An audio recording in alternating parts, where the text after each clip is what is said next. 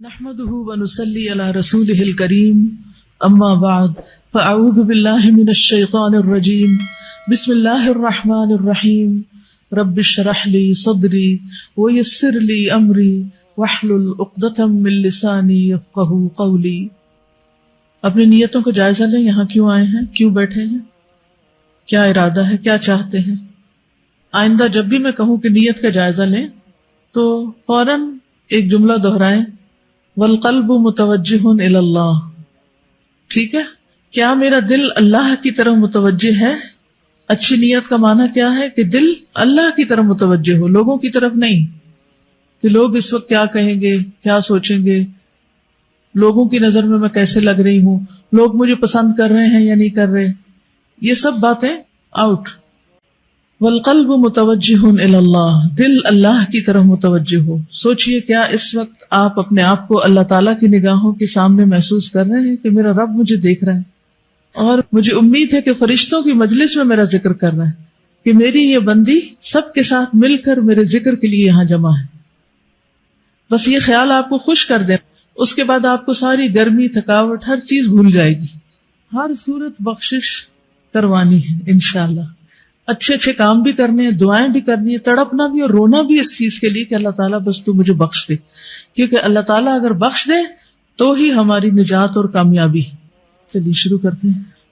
یا رب لک الحمد کما ینبغی لجلال وجہک وعظیم سلطانک، یا رب لک الحمد کما ینبغی لجلال وجہک وعظیم سلطانک، یا رب لک الحمد کما ینبغی لجلال وجہک وعظیم سلطانک۔ 100 بار سبحان اللہ والحمد للہ ولا الہ الا اللہ واللہ اکبر، سبحان اللہ والحمد للہ ولا الہ الا اللہ واللہ اکبر۔ کچھ دعائیں ایسی ہیں جن کو پڑھنے والا کبھی محروم نہیں ہوتا۔ سبحان اللہ والحمد للہ ولا الہ الا اللہ واللہ اکبر 100 بار۔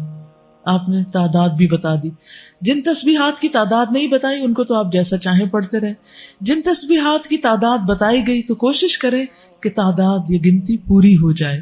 رسول اللہ صلی اللہ علیہ وسلم نے ان کلمات کے بارے میں فرمایا، لَأَنْ أَقُولَ سُبْحَانَ اللَّهِ وَالْحَمْدُ لِلَّهِ وَلَا إِلَهَ إِلَّا اللَّهُ وَاللَّهُ أَكْبَرُ أَحَبُّ إِلَيَّ مِمَّا طَلَعَتْ عَلَيْهِ الشَّمْسُ، کہ میں ان کلمات کو ادا کروں، سبحان اللہ والحمد للہ ولا الہ الا اللہ واللہ اکبر، یہ مجھے ان تمام چیزوں سے زیادہ پیارا ہے جن پر سورج طلوع ہوتا ہے۔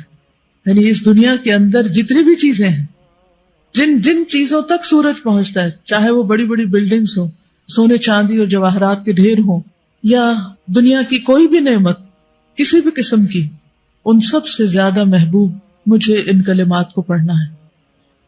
اسی محبت کے ساتھ آپ بھی ان کو پڑھیے، سبحان اللہ والحمد للہ ولا الہ الا اللہ واللہ اکبر۔